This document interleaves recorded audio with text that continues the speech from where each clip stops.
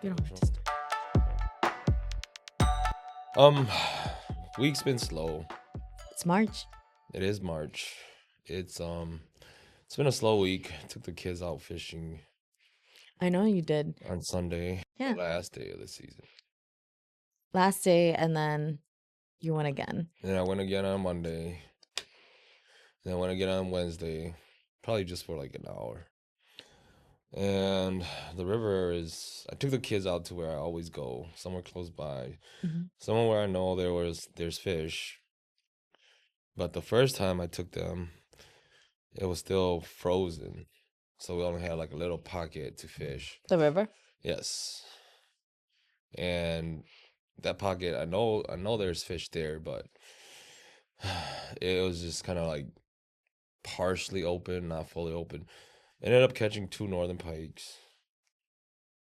Your favorites. I hate northern pikes. But yeah, ended up catching 2 fish. Kids were fishing at first, and then they all started like sliding on the ice. Just that was on Sunday, the 28th, the last day of the fishing license. And then they were just sliding on the ice. They didn't want to come home yet. But it was just, it got boring, and I didn't want to see them fall in the river. Like have the ice break and them fall in the river. Because where they were playing were actually in the river, because the river was frozen, but probably the ice wasn't so thick. So they were just like they called it a slip and slide. So they were just running and sliding, on their belly, on their knees. Oh gosh. They were having fun, but they kept getting like closer to like the middle of the river where they might fall in. And I didn't want them to fall in, so. But where were you? I was fishing probably like 20 feet away. That's scary. Yeah. But Ariel probably tried the hardest to catch a fish, but she's not patient. It's not like summer fishing where fish are more active. So she'll throw it, leave it out there for like a minute, and then she'll reel it in. She'll throw it out there, leave it for a minute, and then reel it back in. Yeah. Isn't that a type of way of fishing? Don't you fish like that? No, not during the wintertime. Wintertime is more, you gotta be more patient because the fish aren't as active.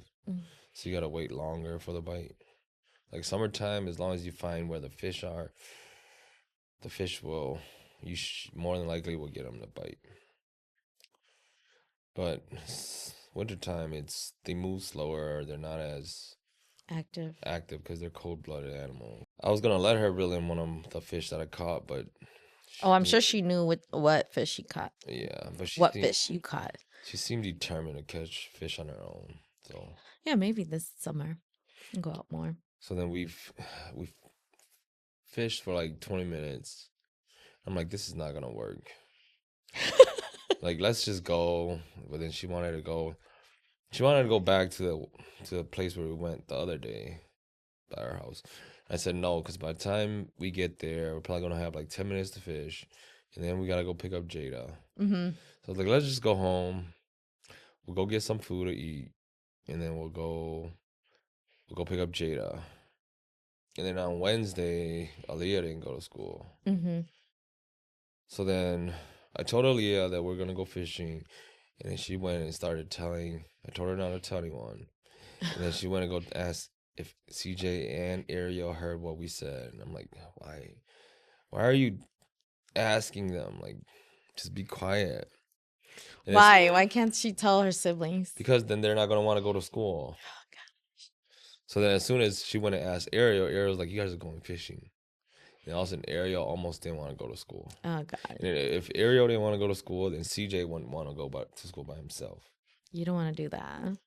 So then I made Ariel go to school with CJ. And after we dropped them off, I took Aaliyah and we went fishing. We could talk about Ariel's volleyball, because I know. Oh, yeah.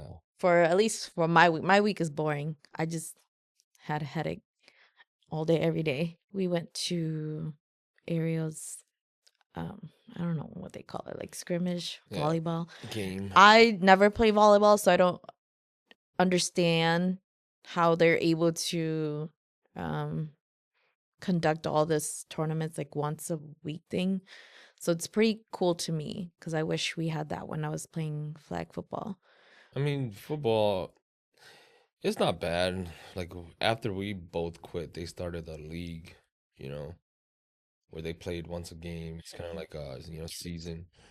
Like every Friday we do this. And I think it gives people, kids more opportunities to at least get out there and learn. Yeah, our first game was wasn't this past week, but was the week before. I helped coach them a little bit, and like we had like 2 or 3 weeks to get them ready until their first game.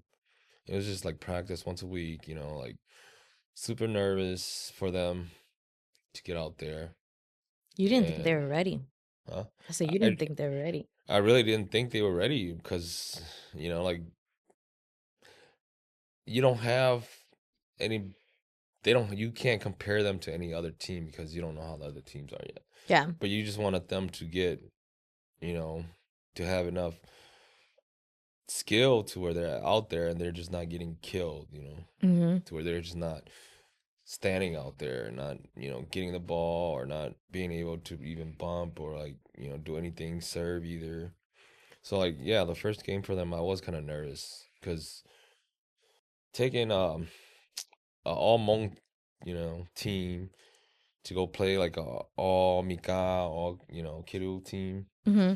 and you get there and the size difference, like Luckily, this week was their second game, and they seem you, like to have a lot more fun this week. yeah, a little more relaxed. But again, the other team were much taller and Bigger, bigger. Like they seem older too. And again, we were short. small. Well, we were the smaller. We're the smallest team. I'm not short. I meant like um only 6 kids again, We had 7. and then the seventh one Yeah, showed up. 7 showed up. Okay, do you want to go into our topic now? Yeah, we can go on our topic. What is something you learned in your marriage that you will pass on to your kids? And if you guys have anything, please comment. Mm-hmm. Let us know. Just follow your heart, and you don't have to do everything what people are saying for you to do. Does that make sense? No. Or like make your own decisions. You're saying? Yeah, make your own decision. Make sure that you are doing it for yourself. You know, that you're happy with your decision. Make sure that it's for you yourself. Well, you want to be able to make your own decisions. So at the end of the day, even if you make the wrong decisions, It's still you can't be upset at anybody but yourself, right? as in like for Ariel, let's say she's not really happy being a setter. She needs to speak up about it and say that like I don't want to play setter. I prefer to be, you know, A hitter. uh, in the back or whatever because I'm a better bumper defense. Mm-hmm. Do you know what I mean? Like do whatever that makes you happy. You don't always feel that pressure to um do something that you don't want to do if it's not going to make you happy. Being pressured to buying a home. I don't want to feel pressure. I'd rather do authentically in my time and my pace just because all of my friends or cousins are buying a home. Mm-hmm. I don't want to, rush into that. Not be happy about it at the end of the day. Or just kind of regret your decisions. Mm-hmm. They should do whatever makes them happy. I think something I've learned is that I will pass down to my kids is even if you're upset at your significant other, just understand you still love them. So don't do anything that will hurt them, even though you guys are upset at each other. Mm-hmm. Well, don't do anything to hurt each other. Yes. So yourself included. Mm-hmm. Don't do stupid stuff. Yeah. Right? Yes. Because it's like sometimes, if I get hurt, maybe they might care for me a little more, but that's not always the case. Or if, I hurt them, crazy. it make me feel better. But yeah. just be a little more patient. Do you want to do Hmong talk or you want to do the cards? We could do Hmong talk. Okay. 6 days ago is what is the secret to a happy Hmong marriage? Why does it have to be Hmong? Why do they do that? Because it's Hmong talk. I don't know. Here's the first comment. The secret to a happy Hmong marriage isn't really a secret at all. It is respect, unity, and commitment. It means standing together, communicating openly, supporting each other's families, and protecting each other's dignity. At the end of the day, it's about choosing each other every single day. Oh, this is like great. Our topic too. What is the secret to a happy Hmong marriage? I think, well, the first thing is probably going to be communication is with each other. I think with communication goes a long way. Mm-hmm. Because if you guys don't communicate with each other, there's nothing's gonna ever work out. So I feel like communication is probably the most important thing with each other. Mm-hmm. What about you? I don't think there's a secret at all. There's no secret, but I'm saying like communication is probably the biggest thing. Because if I look back at like my parents, my aunts and uncles, Mm-hmm. like our parents' generation, they've always got into argument is because of communication. It's because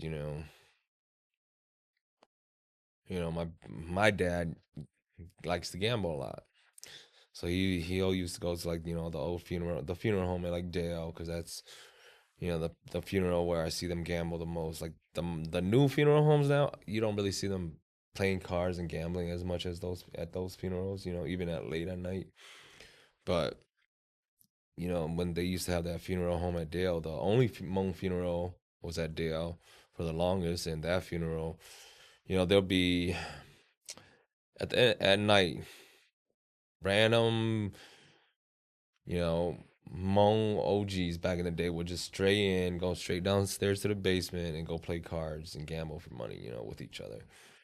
And I mean, I don't know if that's frowned upon now, but I guess back then, from what I've heard from the OGs, is like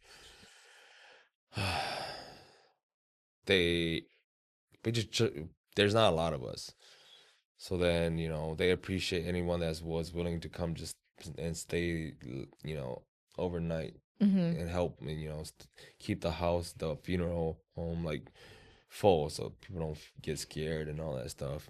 Mm-hmm. But yeah, I think it's like communication, because my dad will go and then he won't tell my mom. That's before cell phone. He'll be gone all night. And then she's can't. There's no way of her getting reach of him. There's no way of her knowing where he is, and she just blows up and gets mad at him. And the same thing with my aunts and uncles too. Like they're just so used to, oh, I'm gonna go. I want to go here. I'm gonna go here. I'm not gonna say anything. I'm just gonna go. You know. Mm-hmm. And then they get mad. Their wife gets mad at them. They get in an argument. Da, da, da, da. Even though they have a cell phone now, their cell phones now, they still do that. So Well, I don't think you could teach an old dog new tricks. So yeah, I don't think there's a secret to a happy marriage. If it didn't start happy, I don't think it'll continue to be happy. As in like when you start dating, mm-hmm. unless something ultimately changes or you actually hit rock bottom, then, if anything, the secret is probably within yourself, right? With each individual. You probably have to be a happy person yourself. Get with another happy person. Yeah, but some people Does that make sense? I don't know. Like two negatives, is not gonna make a positive. So I don't know, I think you have to find that within yourself first. But that's just like a fairy tale. What is a fairy tale? Like a happy person and a happy person come together, and then a happy marriage. So Well, that's the thing. I see a lot of people like, when we first started dating, I've always told you, when we get married, it's not gonna be like a fairy tale where it's like, we get married and live happily ever after. It's always gonna be, you know, it's gonna be fights and arguments and everything. But a lot of people they don't see that, or they it's almost like they don't know how to handle that. Mm-hmm. And then they're very avoidant or something. Like they don't know how to handle that. So then it's almost like a rock bottom to them. Well, it's kind of like, they're used to seeing it in the movies where a guy marries a girl. Well, they have all these issues at the beginning, and boom, as soon as they get married, they live happily ever after with no issues. Well, the story ends there. Yeah. It's happily ever after. Mhm. So I don't really think there's a secret. Either you make it work or you don't. Yeah. Even through the ups and downs. And sometimes the way to get there are the best parts. Does that make sense? It might not be the best parts, but it's probably teaches you the most about yourself. Very eye-opening and like self-growth, relationship growth, marriage growth. So it might not be like the best feeling, in the moment, whatever, but you probably learn the most out of the hardest moments of your life. Like I always tell everybody, like, you're your best teacher. You teach yourself the best. Like when you put yourself through failure or like whatever, anger, pain, you teach yourself the most. Yeah, that's if you're willing to be a student. Mm-hmm. You could be a teacher, but you also have to be able to pick up on it and learn from your mistakes. Yeah. So there's no secret, you're saying? I don't It think starts with you. I don't think that's the secret, is that it starts with you yourself. Yeah. Honesty, loyalty, and respect is all you need for a successful marriage. Happiness is what you both make of it. So make it worth fighting for. Here's one.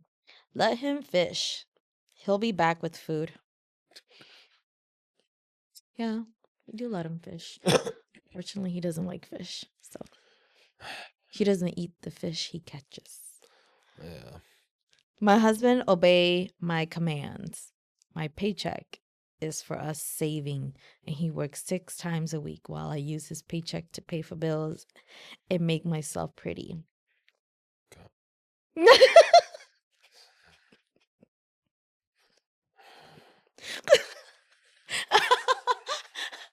Did you like that? That was just a comment after. Hopefully that was just a joking comment. Act broke and watch her real side come out. Then find someone truly cares for you, or spend it up with her. Act broke. Can't do that in a marriage. Thanks for joining us on this episode of We Tape. I'm Charles. I'm Holly. Until the next one.